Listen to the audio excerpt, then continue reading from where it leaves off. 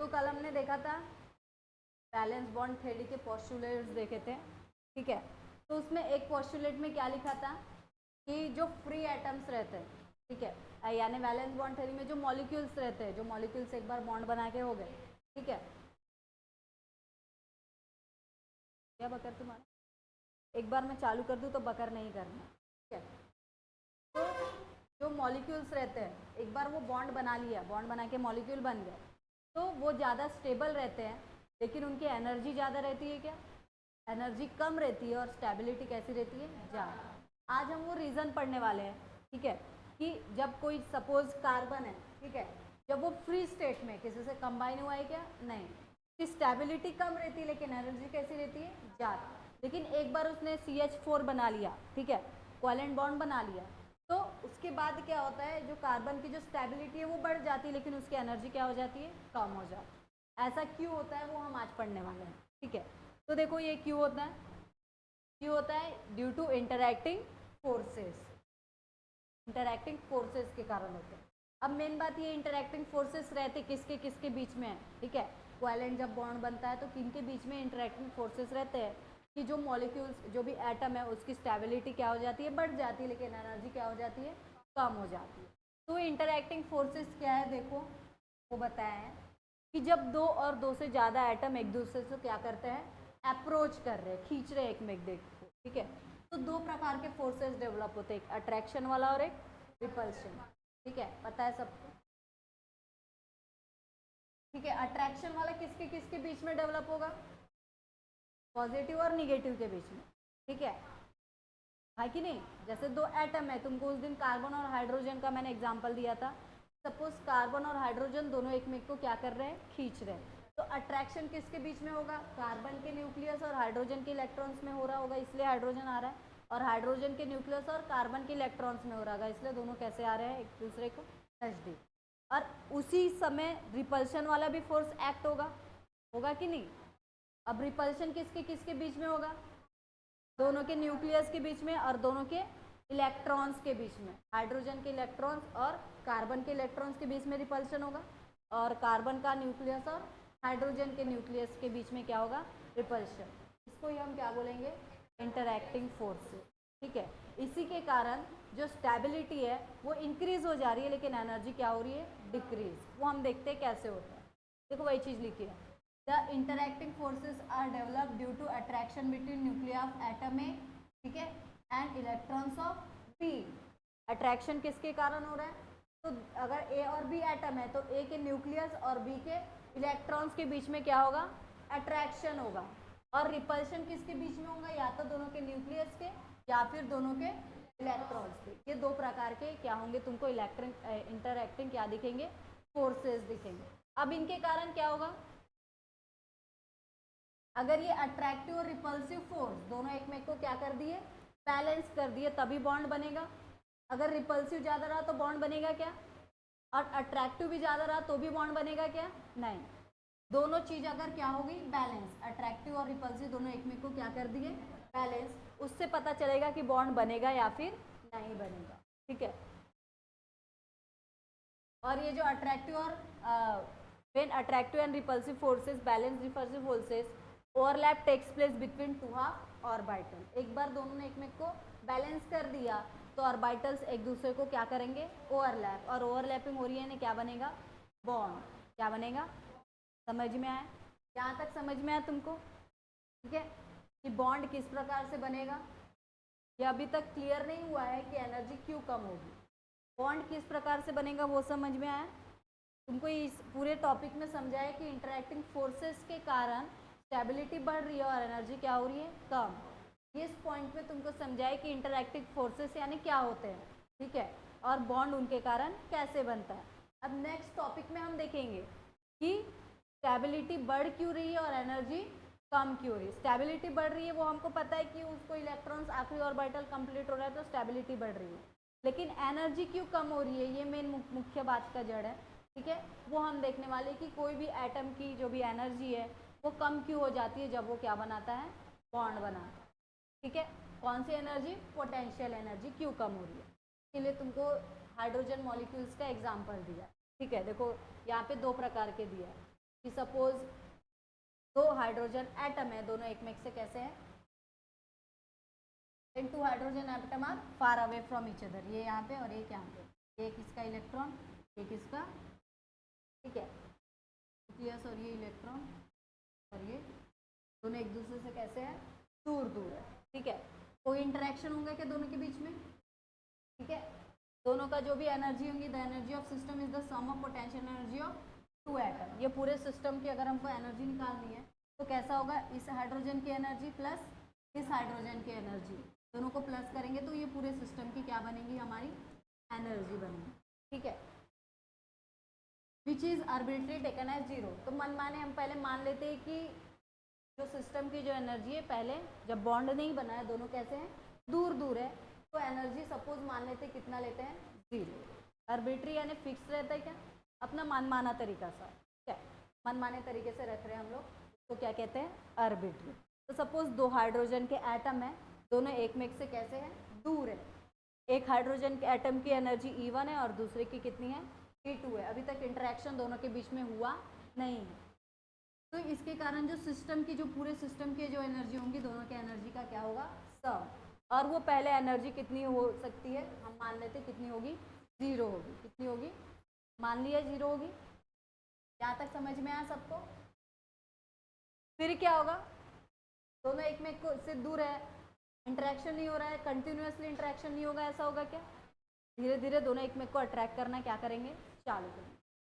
As two hydrogen atom containing electron which opposite spin approach each other, दोनों hydrogen ने एक एक electron क्या करके रखा है, एक एक पकड़ के रखा है उनके पास, ठीक है, और दोनों सपोज दोनों हाइड्रोजन के जो ऑर्बिट के अंदर इलेक्ट्रॉन है, दोनों का स्पिन कैसा है, अपोजिट है, एक क्लॉकवाइज घूम रहा है और एक एंटी क्लॉकवाइज, दोनों एक में को क्या करेंगे, अप्रोच करेंगे। हमने पोस्टुलेट में पढ़ा था कि कोई भी दो एटम जब एक दूसरे को अप्रोच इसीलिए करेंगे जब उनका इलेक्ट्रॉन का स्पिन कैसा रहेगा, अपोजिट, सेम रहेगा तो अप्रोच करेंगे क्या, नहीं। तो ये जो दो इलेक्ट्रॉन्स है, दोनों के एटम के जो इलेक्ट्रॉन्स है, उनकी स्पिन कैसी है, अपोजिट है, इसलिए दोनों एक में को क्या कर रहे हैं, अप्रोच खींच रहे हैं, ठीक है। इसीलिए जब खींच रहे हैं तो अट्रैक्टिव फोर्स कैसा होगा, ज़्यादा, और रिपल्सिव फोर्स कैसा होगा, रिपल्सिव फोर्स कम होने के कारण ही पोटेंशियल एनर्जी क्या हो रही है, कम हो रही है, ठीक है। जब इक्विलिब्रियम पे आएंगे, इक्विलिब्रियम यानी क्या, ना पोटेंशियल ना अट्रैक्टिव ज़्यादा होगा और ना रिपल्सिव, दोनों कैसे होंगे, सेम। तो क्या होगा, an equilibrium inter nuclear distance, एक पर्टिकुलर डिस्टेंस पे क्या होगा, जो अट्रैक्टिव फोर्स है और रिपल्सिव फोर्स दोनों एक में को क्या कर देंगे, बैलेंस कर देंगे, बैलेंस करेंगे सर्टेन पे, और इस सिस्टम पे जो पोटेंशियल एनर्जी रहेगी वो कैसी रहेगी, कम रहेगी, कैसी रहेगी, ठीक है। जब रिपल्सिव फोर्स ज़्यादा रहता है तो पोटेंशियल एनर्जी कैसी रहती है, ज़्यादा, और जब अट्रैक्टिव ज़्यादा रहता है तो कम, और जब दोनों बैलेंस करते हैं, बैलेंस रहते हैं अट्रैक्टिव और रिपल्सिव, तो जो पोटेंशियल है वो कम रहती है, रिपल्सिव के मुताबिक कैसी रहती है, कम, समझ में आया। तो जो बॉन्डेड एटम है, इस मुंह से हमको क्या समझ में आ रहा है, जब एटम क्या हो जाएंगे, बॉन्ड हो जाएंगे, जब अलग अलग थे, ठीक है, रिपेल कर रहे थे एक में को, तो पोटेंशियल एनर्जी कैसी थी, ज़्यादा थी। अब दोनों एक में को अट्रैक्ट कर रहे तो पोटेंशियल एनर्जी कैसी होगी, कम। लेकिन जब बॉन्ड होगा, बॉन्ड बनेगा, बॉन्ड इस प्रकार से बनेंगे कि दोनों एक दूसरे को रिपेल करेंगे तो बॉन्ड बनेगा क्या, या फुल्ली अट्रैक्ट करेंगे तो बॉन्ड बनेगा क्या, जब दोनों के बीच में क्या रहेगा, इक्विलिब्रियम, क्या रहेगा, इक्विलिब्रियम। जब अलग अलग होंगे पोटेंशियल एनर्जी ज़्यादा होंगी क्योंकि रिपल्सिव फोर्स कैसा है, ज़्यादा। लेकिन जब ज्वाइन होंगे तो अट्रैक्टिव और रिपल्सिव एक में को क्या कर रहे हैं, बैलेंस, तो पोटेंशियल क्या होंगी, पहले से कैसी होगी, कम होगी, क्योंकि पहले कैसी थी, रिपल्सिव था तो ज़्यादा, और जब बॉन्ड बना तो दोनों एक दूसरे को चूँकि बैलेंस कर रहे हैं फोर्सेस, तो पोटेंशियल पहले के मुताबिक कैसी होगी, कम होगी। तो जब बॉन्ड बनता है, ठीक है, तो जो एनर्जी है वो कम क्यों हो रही है, समझ में आया तुमको। जब बॉन्ड नहीं बना था तो दोनों एक में से दूर थे, ठीक है, रिपल्सिव था, ठीक है, जिसके कारण उनका पोटेंशियल एनर्जी कैसा हो गया, कैसा था, ज़्यादा। फिर अट्रैक्शन हुआ तो पोटेंशियल एनर्जी कैसी होगी, कम। लेकिन फिर इक्विलिब्रियम पे जब आए, जब बॉन्ड बन रहा है यानी पूरी तरीके से अट्रैक्टिव हावी है क्या, ज़्यादा है क्या, इक्विलिब्रियम पे दोनों कैसे हैं, सेम है। तो पोटेंशियल अट्रैक्टिव के मुकाबले तो ज़्यादा है, लेकिन रिपल्सिव के मुकाबले कैसी है, कम। ठीक है, यानी बॉन्ड में जो दोनों रहेंगे उसकी पोटेंशियल एनर्जी कैसी रहेगी, कम, क्योंकि रिपल्सिव कैसा हो गया है, समझ में आया क्यों कम हो रहा है, बॉन्ड बना रहे हैं तो। इसके ऊपर तुम्हारा एक ग्राफ है, ठीक है, वो मैं तुमको समझाऊंगी कि कैसा है, समझ में आया तुमको। तो इक्विलिब्रियम पे क्या होगा, एक सफिशिएंट डिस्टेंस पे, इंटरन्यूक्लियर डिस्टेंस पे अट्रैक्टिव और रिपल्सिव फोर्स एक दूसरे को क्या करेंगे, बैलेंस करेंगे, जिसके कारण पोटेंशियल एनर्जी सिस्टम की कैसी रहेगी, कम रहेगी। रिपल्सिव के समय अगर रिपल्सिव ज़्यादा रहे तो ज़्यादा, और दोनों अगर एक में को बैलेंस करेंगे तो पोटेंशियल एनर्जी कैसी रहेगी, कम, समझ में। और अगर अट्रैक्टिव ज़्यादा हावी रहे तो उससे भी ज़्यादा कम। लेकिन बॉन्ड बनेगा क्या, जब अट्रैक्टिव ज़्यादा रहे तो भी बॉन्ड नहीं बनेगा, रिपल्सिव ज़्यादा रहे तो भी बॉन्ड नहीं बनेगा। दोनों अगर एक दूसरे को इक्विलिब्रियम बैलेंस करेंगे तब क्या बनेगा, समझ में आया। तो यहाँ पे तुमको पहले इमेज बना के बता, ठीक है, तो तुमको और अच्छे से समझ में, कि अभी भी कुछ लोग कंफ्यूज दिख रहे हैं। सपोज ये हाइड्रोजन है का न्यूक्लियस, और ये उसका क्या है, हाइड्रोजन का न्यूक्लियस, इसका क्या है, ठीक है। पहले दोनों अवे है, ठीक है, दूर दूर है, रिपेल कर रहे हूँ, रिपल्सिव फोर्स कैसा होगा, ज़्यादा। तो पोटेंशियल एनर्जी भी कैसी होंगी दोनों की, ठीक है, पोटेंशियल एनर्जी कैसी होगी, ज़्यादा। सपोज हमने मान लिया दोनों की पोटेंशियल एनर्जी E1 E2 रही, तो सिस्टम की कितनी रहेगी, 0, माना था ना पहले।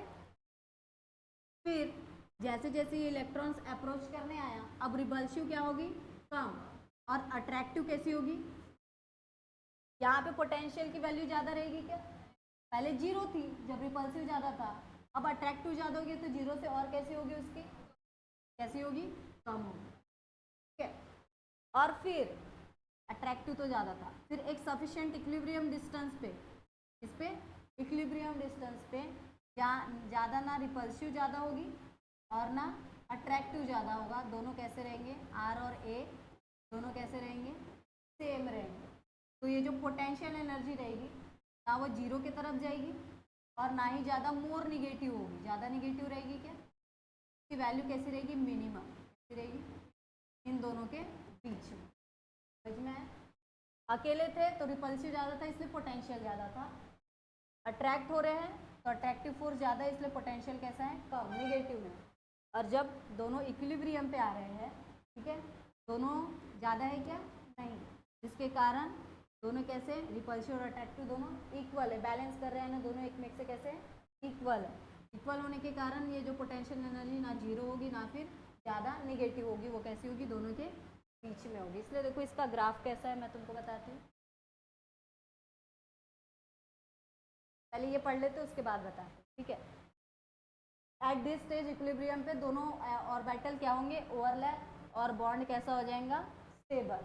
और H और H के बीच में जो भी डिस्टेंस होगा कितना होगा, 74 पिकोमीटर, ठीक है।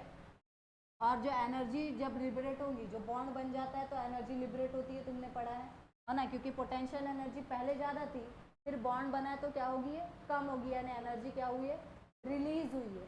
कितनी रिलीज हुई है, 436 किलो जूल पर मोल, उसको हम क्या कहते हैं, बॉन्ड एनर्जी, समझ में आया।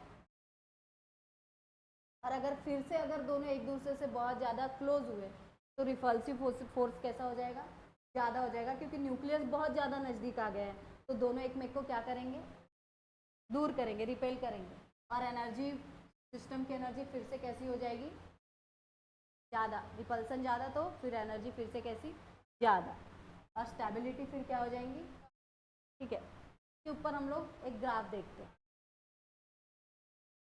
ये समझ में आया तुमको क्यों ऐसा हो रहा है, फ्री में ऐसा क्यों हो रहा है, यानी फ्री एटम्स में कम ज़्यादा है एनर्जी और बाउंडेड में कम क्यों है।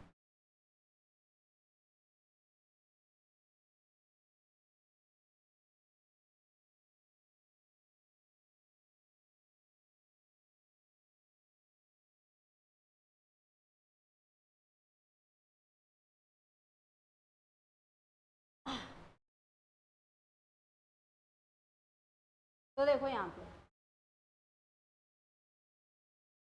पहले दोनों दूर दूर थे, ठीक है। जब बॉन्ड बना 0 पे, ठीक है, दोनों जो है बॉन्ड डिस्टेंस जो दोनों का क्या हो गया 74। फिर उसके बाद और नीचे नीचे यहाँ पे बॉन्ड बना, ठीक है। पहले बॉन्ड बना नहीं था इसलिए हमने सिस्टम की एनर्जी कितने लिए थे 0। फिर वो और नीचे नीचे नीचे नीचे गया, वहाँ पे बॉन्ड बना सफिशिएंट, दोनों के बीच में डिस्टेंस कितना था 74, रेडियस इतना r0 जो भी है, तो जो भी बॉन्ड डिस्टेंस है वो इतना था। फिर सपोज बॉन्ड बन गया, पहले दूर थे, ठीक है, फिर नज़दीक होते गए, ठीक है, फिर और नज़दीक होते गए, ऐसे आते गए और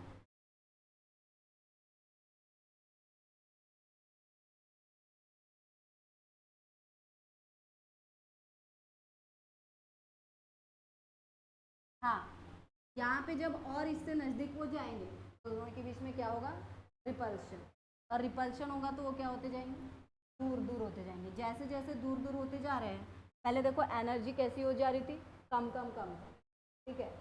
जब बॉन्ड बना तो एनर्जी कैसी है कम हो गई है, ठीक है। फिर जब और अगर नज़दीक आएंगे तो फिर से दोनों के बीच में क्या होगा रिपल्शन, और रिपल्शन हो रहा है, दूर दूर जा रहे हैं, एनर्जी अब धीरे धीरे क्या हो रही है बढ़ रही है। समझ में आया, समझ में आया सबको।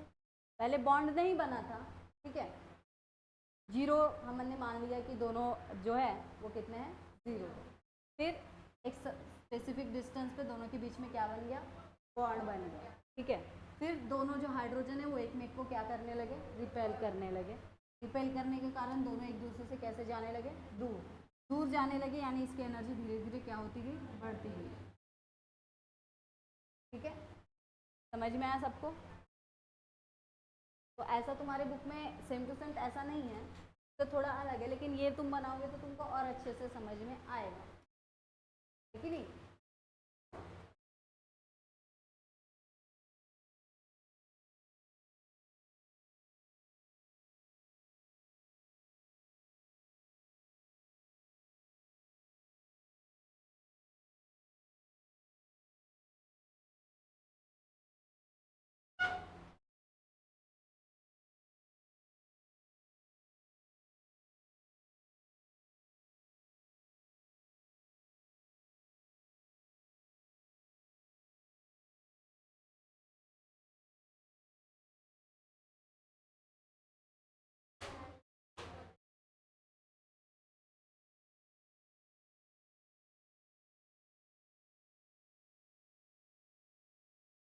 तो हमारा नेक्स्ट टॉपिक है ओवरलैप ऑफ एटॉमिक ऑर्बिटल, जो कि हमने देखा वैलेंस बॉन्ड थ्योरी के पोस्टुलेट में कि बॉन्ड बंद किसके कारण रहे, जब दो हाफ फील्ड ऑर्बिटल एक दूसरे से क्या हो रहे हैं ओवरलैप हो रहे हैं, तो क्या बना रहे हैं बॉन्ड।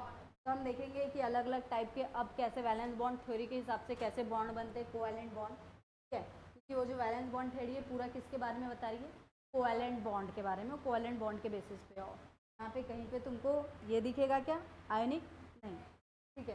तो देखो क्या बोल रहा है formation of bond has been explain on the basis of overlapping of atomic orbital, क्योंकि बॉन्ड बनते ही उसके कारण है, ऑर्बिटल ओवरलैप होंगे नहीं तो बॉन्ड बनेंगे क्या नहीं। इसलिए अगर हमको बॉन्ड फॉर्म हो रही है बताना है एक्सप्लेन करना है तो बिना एटॉमिक ऑर्बिटल का ओवरलैप पता है मैं तुमको बता सकती हूँ कि बॉन्ड कैसे फॉर्म होगा नहीं, ठीक है। तो ऐसे एटॉमिक ऑर्बिटल जो ओवरलैप होंगे जिनके एनर्जी और सिमेट्री, सिमेट्री पता है स्ट्रक्चर तो बोलते हैं सिमेट्री, ठीक है। सिमेट्री हमने सुना होगा मैथ्स में, सिमेट्री सुना है ना, क्या होता है सिमेट्री।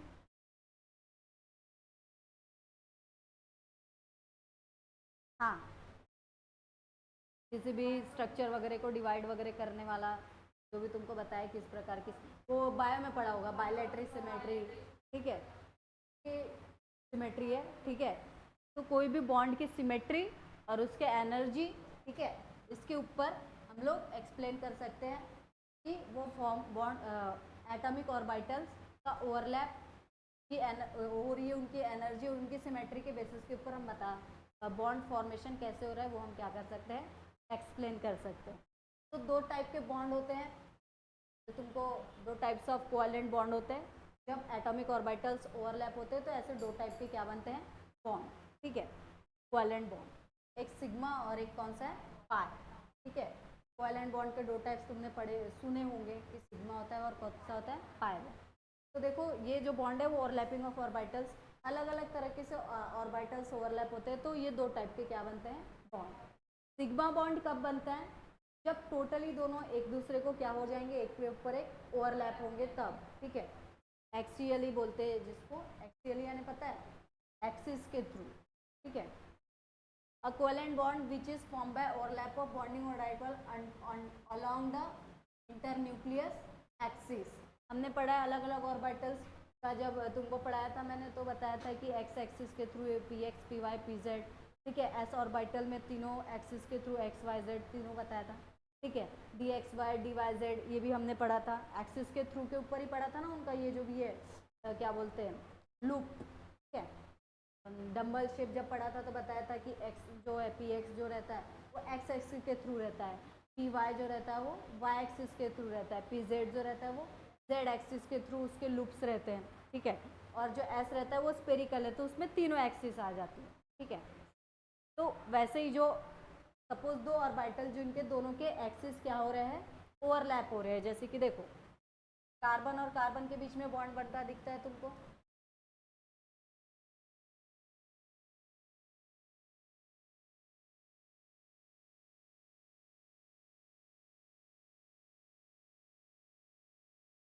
ये इसका पी और ये पी, ठीक है, जो भी होगा पी एक्स पी वाई दोनों एक्सिस के थ्रू ही दोनों ओवरलैप हो रहे हैं, ठीक है। तो ये जो बॉन्ड बन रहा है टोटली इन दोनों न्यूक्लियस के बीच में ये एक्सिस जा रही है, ठीक है, और दोनों के बीच में ओवरलैप होके क्या बन रहा है, बॉन्ड। इसको बोलते हैं हम सिग्मा बॉन्ड, क्या कहते हैं, सिग्मा। सपोज एस एस के बीच में बन रहा है, एस जो हाइड्रोजन है, ठीक है, इसका एस ऑर्बिटल और ये एक हाइड्रोजन है, इसका भी कौन सा ऑर्बिटल, ठीक है। दोनों के बीच ओवरलैप हो रहे हैं, दोनों क्या हो रहे हैं, ओवरलैप। तो दोनों के न्यूक्लियस से एक सपोज एक्सिस जा रही है कि नहीं, ओवरलैप हो रहा है और एक एक्सिस पास हो रही है, इंटर न्यूक्लियर एक्सिस यानी एक्सी एक्सिस जो दोनों न्यूक्लियस से क्या हो, पास हो। तो इस प्रकार से जो बॉन्ड बनता है उसको हम क्या बोलते हैं, सिग्मा बॉन्ड, ठीक है, समझ में आया।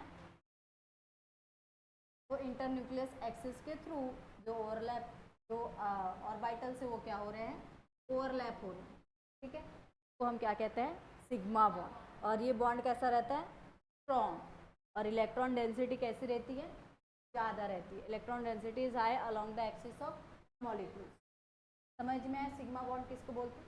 अब ये सिग्मा बॉन्ड जो है वो अलग अलग ऑर्बिटल्स में बन सकता है, एस एस ऑर्बिटल्स में बन सकता है, एस पी ऑर्बिटल में और पी पी ऑर्बिटल्स में भी बन सकता है, ठीक है। सपोज देखो ये हाइड्रोजन का H और ये दूसरे हाइड्रोजन का H, ठीक है, इनमें तुमने देखा था ऐसे 3 एक्सिस जाते हैं, एक्स वाई और ये जेड, ठीक है।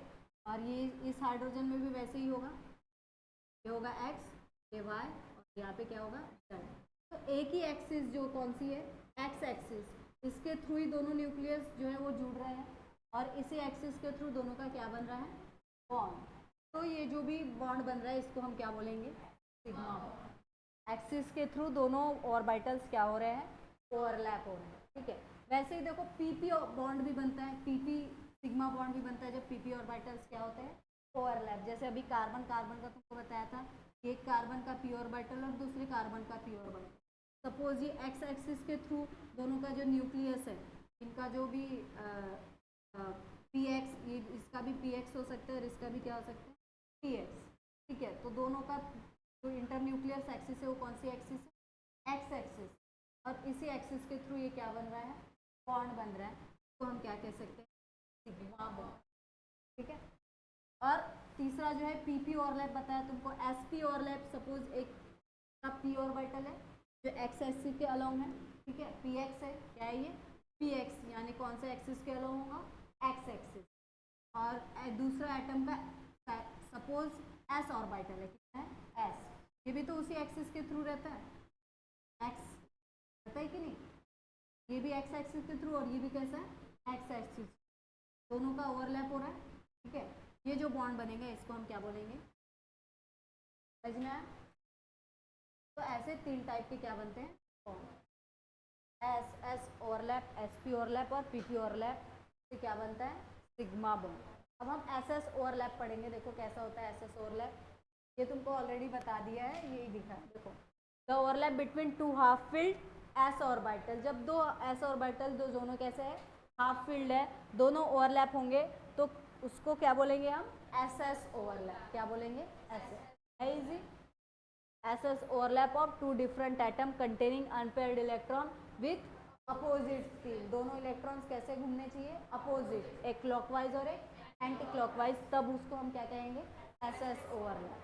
समझ में आया?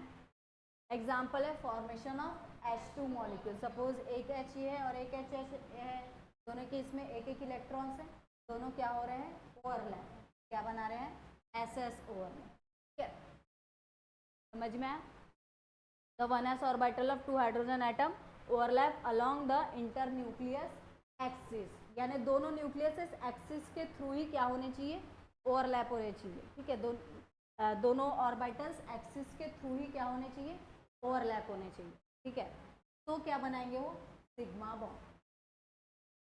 फिर पीपी ओवरलैप, तो देखो पीपी ओवरलैप क्या है, क्या तो पीपी ओवरलैप क्या है, एसएस ओवरलैप। जब दो half field S orbital overlap होंगे तो एसएस। तो पीपी किसको बोलेंगे, जो जब दो half field PP overlap orbital, वो पीपी ऑर्बिटल्स ओवरलैप होंगे तब हम उसको क्या बोलेंगे, पीपी ओवरलैप। एसएस हो रहे तो एसएस ओवरलैप और पीपी हो रहे तो पीपी ओवरलैप। अब एस जो है इसके अलोंग तीनों एक्सिस आती है, एक्स वाई और जेड, लेकिन पी जो है रहते हैं वो तीन अलग अलग टाइप के पी रहते हैं, पी एक्स, पी वाई और पी जेड। ठीक है, तो देखो यहाँ पे बोल रहे हैं अगर दो हाफ फील्ड ऑर्बिटल दोनों के P containing unpaired electron with opposite spin और दोनों के पी ऑर्बिटल क्या हो रहे हैं, ओवरलैप, तो उसको हम क्या बोलेंगे, PP overlap. For example formation of F2 molecule. F2 molecule का कॉन्फ़िगरेशन पता है तुमको, 1s2 2s2 2px2 2py1 2py2 और 2pz1, यानी p ऑर्बिटल्स, लेकिन वो किसके अलोंग है, z एक्सिस के थ्रू है। ठीक है, उसके अंदर सिर्फ और सिर्फ कितने इलेक्ट्रॉन्स हैं, यहाँ पे देखो तुम, तो ये F है, ये सिर्फ एक ऑर्बिटल इनकम्प्लीट है, वो कौन सा है, pz वाला। ये x रहता है, ये y रहता है और बीच वाला कैसा रहता है, ये तुमने पढ़ा है ना, इसके अलोंग जो ऑर्बिटल रहेगा उसको हम क्या बोलेंगे, pz। इसके अलोंग जो ऑर्बिटल रहेगा उसको क्या बोलेंगे, और इसके अलोंग जो रहेगा उसको। अब py और px दोनों कैसे हैं, कंप्लीट है। देखो px2 py2 कैसे कंप्लीट है। मेन मुद्दा किस में, pz में, क्योंकि इसमें सिर्फ और सिर्फ कितना है, एक ही इलेक्ट्रॉन।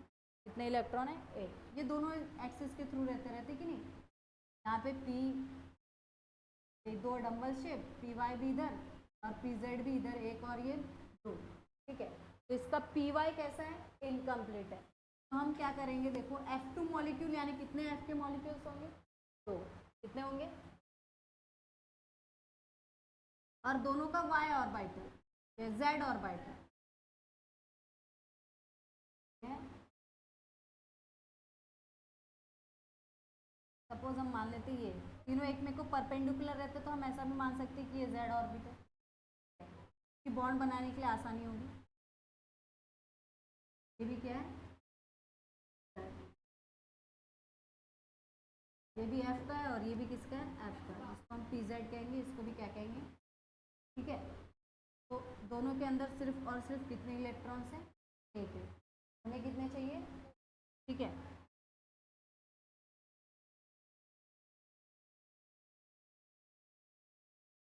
ये क्लॉकवाइज घूम रहा होगा या ये कैसा घूम रहा होगा, एंटी क्लॉक। तो ये दोनों ऑर्बिटल्स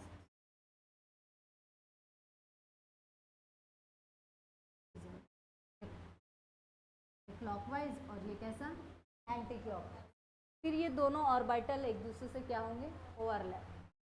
तो एक पी वाला है कैसा घूम रहे हैं, ऐसा। दूसरा पी वाला इससे क्या हो जाएगा, ओवरलैप। ठीक है, कि नहीं। क्या जा रहा था ऐसा, वाला कहाँ जा रहा था ऐसा ऊपर, और ये वाला कहाँ जा रहा था। तो दोनों एक एक्सिस के थ्रू दोनों के न्यूक्लियस क्या हो, दोनों की जो ऑर्बिटल से वो क्या हो रहा है, ओवरलैप। जिस एक्सिस के थ्रू ओवरलैप हो रहे हैं वो कौन सी एक्सिस है, जेड एक्सिस। तो और दोनों इंटर न्यूक्लियस एक्सिस के बीच में ये दोनों क्या हुए हैं और बॉन्ड बना, तो इसको क्या बोलेंगे हम, पीपी ओवरलैप। क्या कहेंगे, समझ में आया, पीपी ओवरलैप किसको बोल रहे हैं, ये पी ऑर्बिटल, ये पी ऑर्बिटल। पी में सिर्फ पी रहता है क्या, पी एक्स भी रहता है, पी वाई भी रहता है, पी जेड भी। F2 के केस में कौन सा ऑर्बिटल ओवरलैप होगा, पी जेड वाला। दो कौन से होंगे, पी जेड, और जो न्यूक्लियस का जो एक्सिस है वो जेड एक्सिस है, और जेड एक्सिस के थ्रू ही दोनों क्या होंगे, ओवरलैप होंगे। समझ में F2 मॉलिक्यूल प्रकार से यहाँ क्या होगा, ओवरलैप। अब देखो sp ओवरलैप किसको बोल रहे हैं, ठीक है। इसमें क्या होगा, एक s ऑर्बिटल रहेगा और एक p ऑर्बिटल रहेगा। दोनों की एक्सिस कैसी होनी चाहिए, सेम। सपोज इस s की एक्सिस x है, तो ये p की भी कितनी होनी चाहिए, x। तो दोनों क्या होंगे, ओवरलैप, ठीक है, दोनों के न्यूक्लियस की एक्सिस। तो overlap between two half filled s orbital of one atom and one half filled p orbital of another atom with opposite spin is called sp overlap. Formation of HF molecule, ठीक है, जिसमें H जो है उसके अंदर 1s1 ही है, और P जो है इसके अंदर क्या है, PS2 2S2 2PX2 PY2 PZ1। अब ये यहाँ पे सिर्फ और सिर्फ Z वाला जो है उसके अंदर ही एक ऑर्बिटल कैसा है, खाली है, ठीक है। यानी यहाँ पे जो P होगा वो कौन से एक्सिस के थ्रू जाता होगा, P ऑर्बिटल Z एक्सिस के, कौन से एक्सिस के थ्रू जाता होगा, ठीक है। S में तीनों है तो कोई प्रॉब्लम है क्या, ये Z एक्सिस के थ्रू ओवरलैप होगा, ठीक है, X और Y के थ्रू ओवरलैप नहीं होगा। यानी S जो है वो PY के साथ भी बना सकता है, PZ के साथ भी ओवरलैप हो सकता है, और PX के साथ भी ओवरलैप हो सकता है, क्योंकि उसके अंदर तीनों एक्सिस उसी के अलोंग होती है। समझ में आया, इसलिए हम SP X भी बना सकते हैं, SP Y भी बना सकते हैं, और XP Z भी बना सकते हैं। समझ में आया, ये Z दोनों के न्यूक्लियस के बीच की ये एक्सिस है, और दोनों क्या हो रहे हैं यहाँ पे, ओवरलैप हो रहे हैं। ये जो ओवरलैप है वो कौन सा है, SP ओवरलैप। समझ में आया, ठीक है।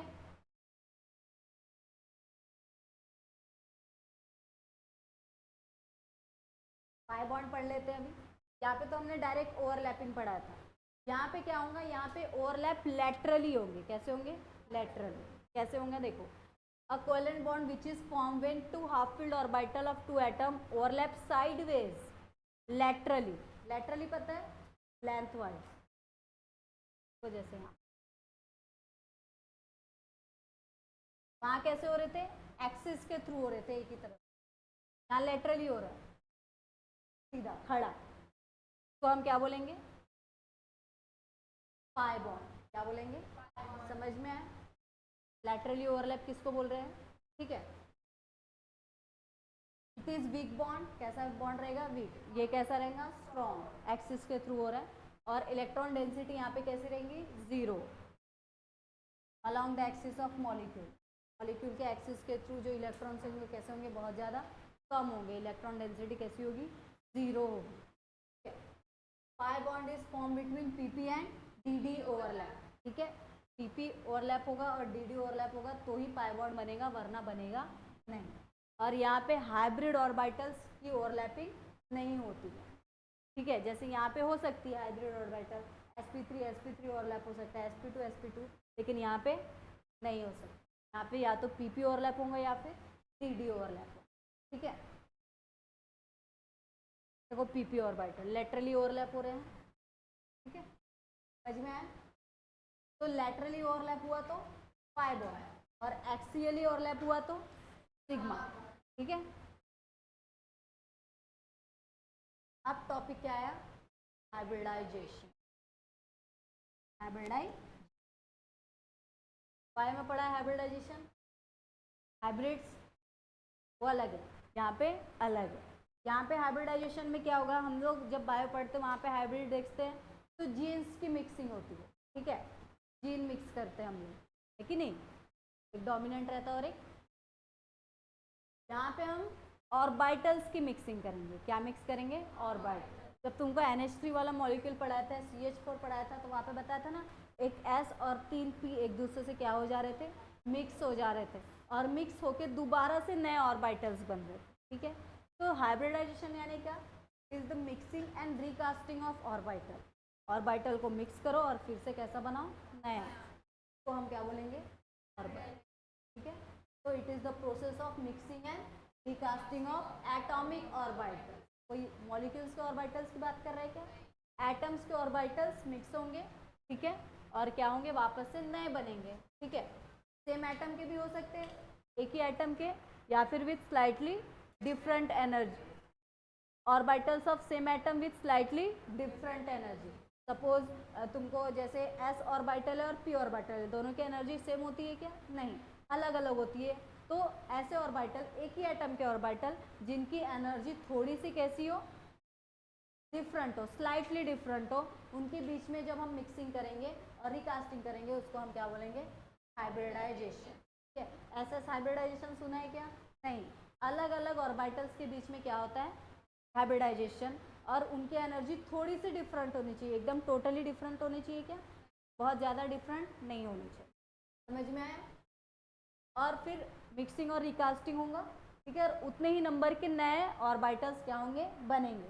जैसे तुमको NH3 वाला जब बताया था, तो मैंने बताया था कि यहाँ पे देखो, केसर बेचारी कंफ्यूज होगी थी उस दिन। ठीक है, 2s2 और 2p कितना था? यहाँ पे 3 था। यहाँ पे S में कितने थे? 2 इलेक्ट्रॉन्स, और P में कितने थे? 1, 2 और 3। ठीक है, तो ये एक S है और 3 कितने हैं? P। जब ये एक दूसरे से क्या हो जाते हैं? जुड़ जाते हैं। तो पहले कितने ऑर्बिटल्स थे? 1, 2, 3, 4। जो हाइब्रिड बने, जब दोनों मिक्स हुए, तो भी इक्वल नंबर ऑफ ऑर्बिटल्स ही बनेंगे। देखो यहाँ बोला energy to form equal number of new orbital. जितने मिक्स हुए उतने ही क्या बनेंगे? नए बनेंगे। 4 मिक्स हुए हैं तो नए भी कितने बनेंगे? सिर्फ और सिर्फ 4, जो कि एक S और 3 P एक साथ मिलके बन रहे हैं। तो एक को sp3, इसको भी sp3, इसको भी sp3, और इसको भी क्या बोलेंगे? sp3। एक S और 3 P एक साथ जुड़ के बन रहे, इसलिए हर एक का नाम क्या है? sp3। समझ में आया? ऐसा है कि एक S है इसके अंदर और 3 P है, इसलिए इसका नाम sp3 है। ये बना किससे? जब एक S और 3 P एक साथ क्या हो गए? जुड़ गए, तब ये हर एक ऑर्बिटल क्या हुए हैं? बने हैं। इसलिए क्या बोल रहे हैं हम? sp3। तो what is hybridization? It is mixing, mixing हो रहा है, और रिकास्टिंग, फिर से बन रहे हैं नए ऑर्बिटल। ठीक है, ऑफ सेम एटम, एक ही एटम के ऑर्बिटल्स बन रहे हैं। नाइट्रोजन के ही है, हाइड्रोजन के है क्या?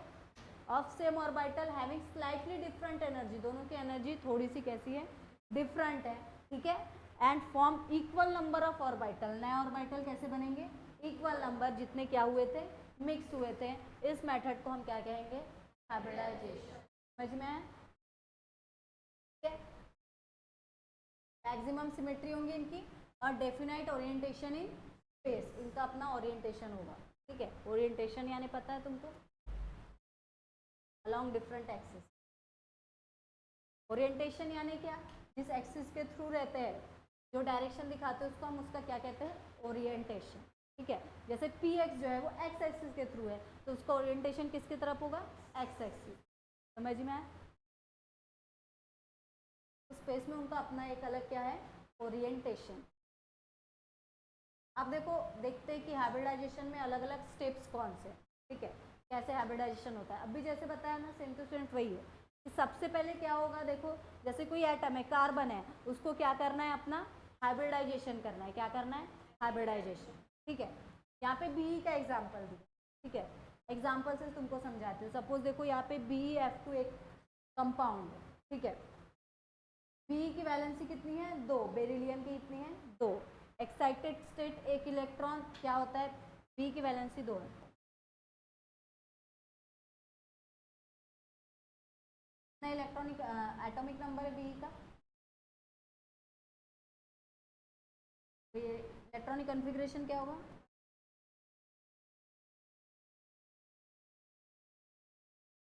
टू के अंदर कुछ होगा क्या? तो ग्राउंड स्टेट में ऐसा ही रहेगा, बी कैसा रहेगा? ऐसी इलेक्ट्रॉनिक कॉन्फ़िगरेशन। ठीक है, ग्राउंड स्टेट। लेकिन जैसे ही एक्साइटेड हो गया, क्या हो गया, एक्साइटेड, एनर्जी मिली। तो इसका जो ये यहाँ पे का जो इलेक्ट्रॉन्स है, यहाँ पे का क्या है, वो कूद के कहाँ चला जाएगा, समझ में? तो सबसे पहले हाइब्रिडाइजेशन की जो सबसे पहली स्टेट है वो है एक्साइटेड स्टेट। क्या है, पहले कोई भी एटम ग्राउंड स्टेट से किस में पहुंचेगा, एक्साइटेड स्टेट में, जिसके कारण उसके इलेक्ट्रॉन्स एक ऑर्बिटल से दूसरे ऑर्बिटल में क्या करेंगे, जंप करेंगे। ये सबसे पहली स्टेप है। देखो, the paired electron in the ground state are uncouple and one electron is promoted to the vacant orbital having slightly higher energy. देखो यहाँ पे पहले पेयर्ड था, एक्साइटेड स्टेट में ये यहाँ का जो एक इलेक्ट्रॉन था वो अनकपल हो गया, छोड़ दिया उसने ये वाले ऑर्बिटल को और कूद के कहाँ चला गया, पी ऑर्बिटल में चला गया। पहले एस में था, दूसरे में कहाँ चला गया, पी में। दोनों की एनर्जी टोटली कैसी है, अलग है। टोटली कैसी है, स्लाइटली अलग है, थोड़ी हायर है। पी की थोड़ी हायर है, एस की थोड़ी कम है। समझ में आया? यहाँ पे देखो, यहाँ पे पी पहले ग्राउंड स्टेट में 1s2 था, 2s2, 2p के ऑर्बिटल्स कैसे थे, पूरी की पूरी तरह खाली थे। फिर जब एक्साइटेड हुआ बी का मॉलिक्यूल, तो पहला तो जैसे कि वैसे ही रहा, बस एस में जो दो इलेक्ट्रॉन्स थे उसमें से एक क्या हो गया, एक्साइटेड, और एक्साइटेड होकर उसने अपने कपल को छोड़ दिया और नए वाले ऑर्बिटल में जाके क्या कर दिया, जंप कर दिया। ठीक है, तो जो सबसे पहली हाइब्रिडाइजेशन के स्टेप में कोई भी एटम का जो ऑर्बिटल्स का जो एक इलेक्ट्रॉन्स होगा वो अपने ऑर्बिटल को क्या कर देगा, छोड़ देगा। पेयर रहेगा तो क्या कर देगा, छोड़ देगा, और दूसरे वैकेंट ऑर्बिटल में जाके क्या करेगा, जंप करेगा। ठीक है, इसको हम बोलेंगे एक्साइटेड स्टेट। क्या बोलेंगे, एक्साइटेड स्टेट। और ऐसा ऑर्बिटल में जंप करेगा जिसकी एनर्जी पहले वाले ऑर्बिटल से थोड़ी कैसी है, ज़्यादा। समझ में? कौन सा, इसमें यहाँ पे ऑलरेडी पेयर्ड है ना, यहाँ पे जाके कहाँ रहेगा वो, यहाँ का नहीं, ये पहले शेल में ना, ये जो कि दूसरे शेल में, तो ये जो ऑर्बिटल्स है 2s और 2p नज़दीक है, ये पहले शेल का है। ठीक है, तो थोड़ी ज़्यादा एनर्जी लगेगी, इसलिए कूदेगा कौन सा, 2s का। कम एनर्जी में भी क्या हो जाएगा, जंप कर लेगा, क्योंकि एक ही शेल में है दोनों। ये थोड़ा कैसे है, पहली शेल में, तो थोड़ी एनर्जी कैसी लगेगी, समझ में आया? इसलिए ये जैसे का वैसे ही रहेगा। समझ में आया? ठीक है, ये 2s और 2p दिख रहा है, यानी दोनों कौन से शेल में है, दूसरे शेल में है। तो जो कि इसके इलेक्ट्रॉन्स इससे कैसे होंगे, नज़दीक रहेंगे। ये पहले शेल में, तो इन दोनों से कैसा रहेगा, ये थोड़ा दूर रहेगा। समझ में आया? ठीक है, तो ये देखो, the paired electron in ground state are uncouple and one electron is promoted to the vacant orbital having slightly higher energy after absorbing some energy. Ground state में तो एनर्जी कोई नहीं किया, फिर एक्साइटेड स्टेट में थोड़ी एनर्जी एब्जॉर्ब करके ऐसा काम वो करेगा। इस स्टेट को ही हम क्या बोलेंगे, एक्साइटेड स्टेट, एटम का एक्साइटेड स्टेट। अब देखो, ये बोल रहा है इन एक्साइटेड स्टेट जो टोटल नंबर जितने भी हाफ फील्ड ऑर्बिटल रहेंगे उसको ही हम एटम की क्या बोलेंगे, वैलेंसी। सपोज देखो, एक्साइटेड स्टेट में कितने हाफ फील्ड ऑर्बिटल हैं, 4, तो इसको ही बी की वैलेंसी अब कितना मान लेंगे हम, 4। कितनी है, 4। ठीक है, देखो यहाँ बोला in excited state the total number of half filled orbital कितने हैं, 2, तो बी की वैलेंसी कितनी है, जितने हाफ फील्ड ऑर्बिटल उतनी क्या होगी। समझ में? ये वैकेंट वाला भी जोड़ दिया हमने, वैकेंट वाला नहीं, जब भी कोई एटम ग्राउंड से कहाँ है, एक्साइटेड में, और उसका इलेक्ट्रॉन्स दूसरे ऑर्बिटल में क्या हो जाएगा, कूदेगा, तो जितने भी हाफ फील्ड ऑर्बिटल्स रहेंगे वही क्या रहेंगे, उसकी वैलेंसी। यहाँ 2 है तो इसकी वैलेंसी कितनी है, 2। समझ में? तो यहाँ वैलेंसी की कुछ नई डेफिनेशन नहीं देखने के लिए मिली तुमको। ठीक है, समझ में? तो ये पहला स्टेप है जिसमें क्या हो रहा है, एक्साइटेशन। यहाँ पे कहीं मिक्सिंग वगैरह हो रही है क्या, दूसरे स्टेप में क्या होगा, मिक्सिंग। समझ में?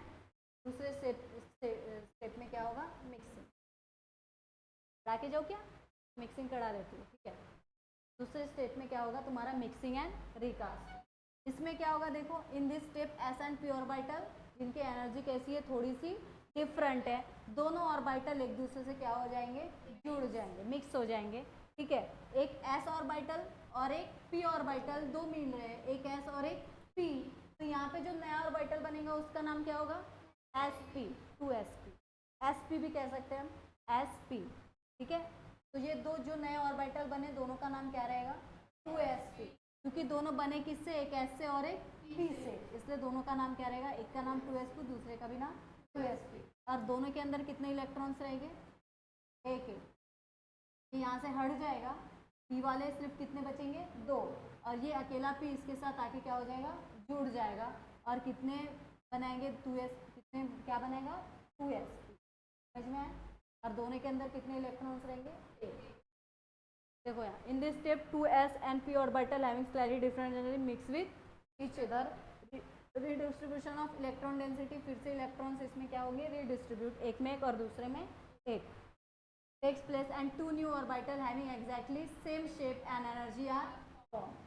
शेप एकदम सेम होगा और एनर्जी भी कैसी होंगी, इनसे सेम, दोनों की शेप सेम होगा, सॉरी इनसे नहीं, इन दोनों का शेप कैसा रहेगा, सेम, और एनर्जी भी दोनों की कैसी रहेंगी, सेम। ऐसे ऑर्बिटल्स यहाँ पे क्या होंगे, फॉर्म होंगे, ठीक है। और ये दोनों ऑर्बिटल्स एक दूसरे को इस प्रकार से अरेंज करेंगे कि दोनों के बीच में जो सेपरेशन रिपल्शन होगा वो कैसा होगा, कम, ठीक है। और मैक्सिमम सेपरेशन बिटवीन देम, कम से कम उनके अंदर रिपल्शन होगा, ठीक है, और कम ज़्यादा से ज़्यादा उनके बीच में क्या होगा, थोड़ा separate. This impart specific geometry to the molecule. अब फिर मॉलिक्यूल की जो ज्योमेट्री वो टोटली थोड़ी क्या हो जाएंगी, चेंज हो जाएंगी, क्योंकि यहाँ पे क्या हुआ है, हाइब्रिडाइजेशन, ठीक है, तो इसकी ज्योमेट्री थोड़ी कैसी होगी, चेंज होगी, ठीक है। तो ये ऐसा होता है, हाइब्रिडाइजेशन के 2 स्टेप समझे, एक में एक्साइटेशन होगा और दूसरे में क्या होगी, ठीक है। तो यहाँ पे ख़त्म करते हैं, आगे कल हम अलग अलग टाइप की ये देखेंगे हाइब्रिडाइजेशन।